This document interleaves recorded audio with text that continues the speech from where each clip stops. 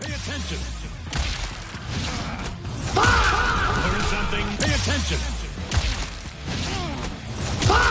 Learn something. Pay attention. Learn something. Pay attention. They ask you how you are, you just have to say that you're fine when you're not really fine, but you just can't get into it because... Yo, what's going on, everybody? How's everybody doing?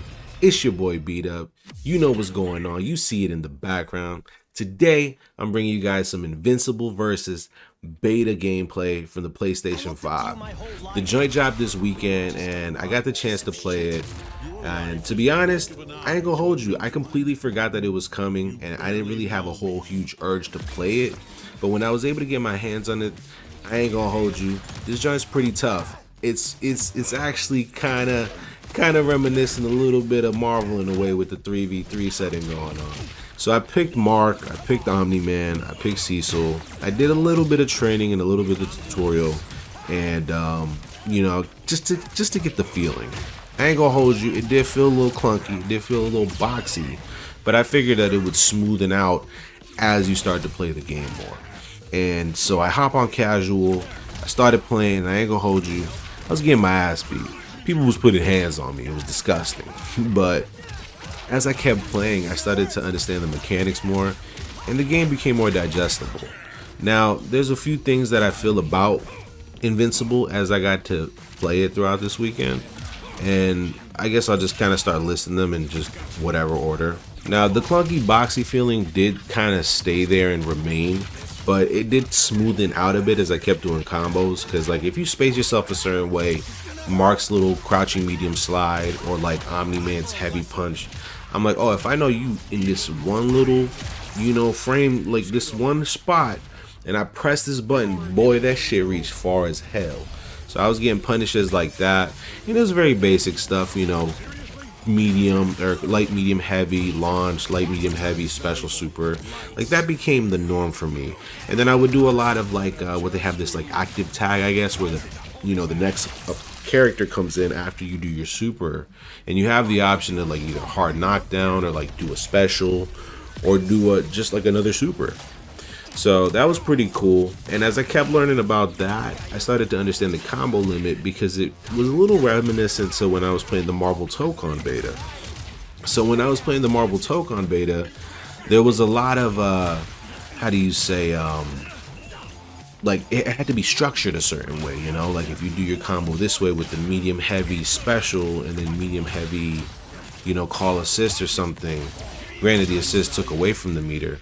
And this one, I think it helped extend it a little bit. It didn't really add to it as much, but like I did a combo with Mark that was like medium heavy fireball, which he lunges at you and you can press another medium heavy.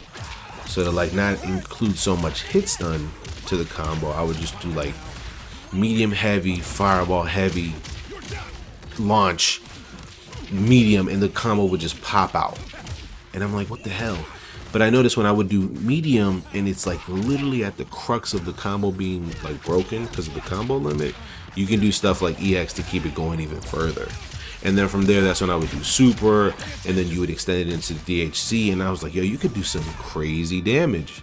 So it was really cool being able to do stuff like that. But that also kind of leads into the next thing with the whole yellow bar and the EX and how breakers work. So, you know, with the whole setup is like, from my understanding, the little yellow bars count towards your meter.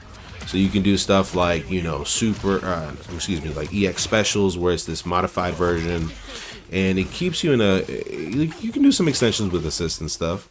So it was pretty cool. I just thought it felt a little weird because from my understanding too, the yellow bar was what helped save my life because I could break combos with it, you know.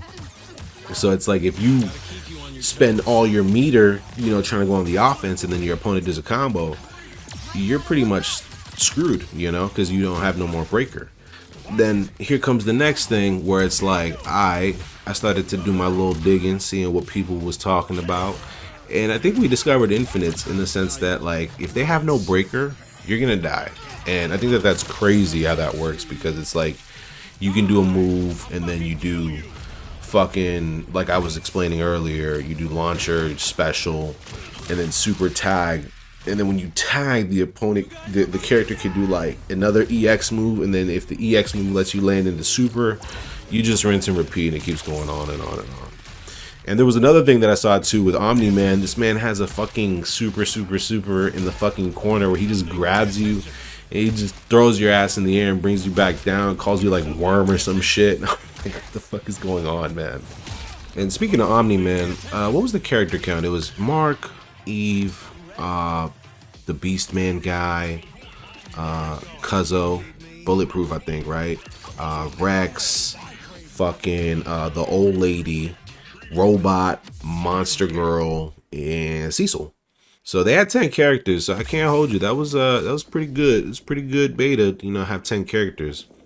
Because it just lets me know kind of where they're at with it right now. And I think this game will benefit having a good roster and a large roster. For sure. Like, I mean, I don't know how many more Superman, Invincible, Omni-Man type characters you can have, because, I mean, pretty much those characters all kind of, I guess, in a way, to me, act the same, because they have, like, the dashes and stuff. But a lot of people do have, like, air dashes now that I think about it, so, But when I first saw it, I ain't gonna hold you, I was like, damn, it is a lot of Superman-ass type characters. But if they do add variety, like characters like Rex, or like fucking Beast and like Monster Girl, and even fucking Cecil. Like Cecil was dope, dude. Being able to shoot a motherfucker, just, you know, they chilling. I don't have time for this. You know, he's just swagged out old man, bro. So yeah, that was pretty dope. I ain't gonna hold you. I definitely fuck with the character roster that they included, and yeah, I'm kind of looking forward to seeing who else they might add to this game, because that'll definitely help spike some interest for me. So, final little thoughts that I have of any like weird niche things I can mention. I didn't like how characters woke up. I guess like when they wake up, it kind of felt like they just kind of like frame one stood up. Maybe that was just me.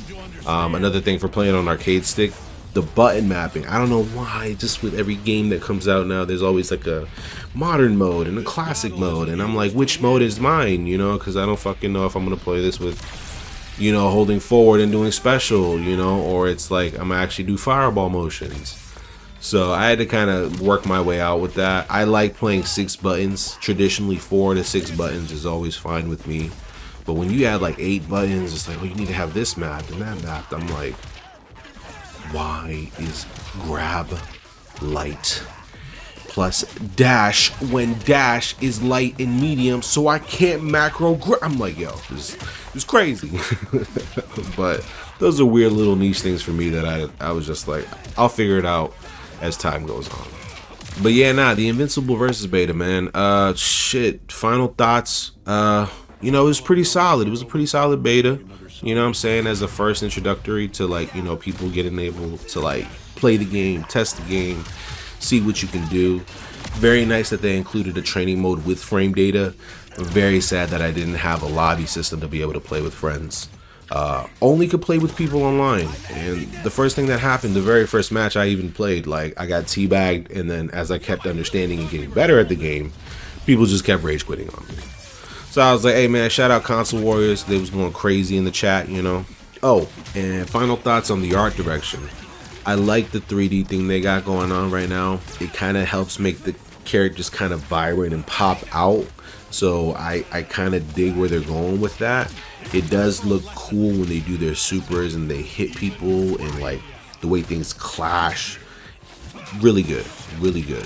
One thing I can't say though, one little gripe, I'm sorry, but I do kind of wish it looked more like the show with the 2D animation style.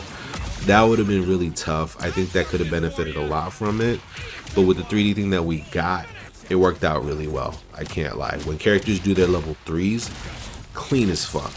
Super fucking clean. So that worked out well. But one more closing little thing. I don't like the gore, so I had to turn on creator mode.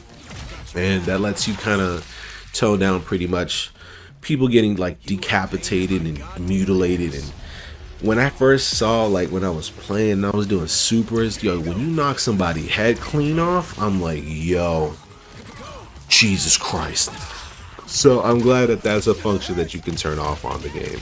But yeah, Invincible versus, I I guess all I can really say is I don't have time for this bullshit.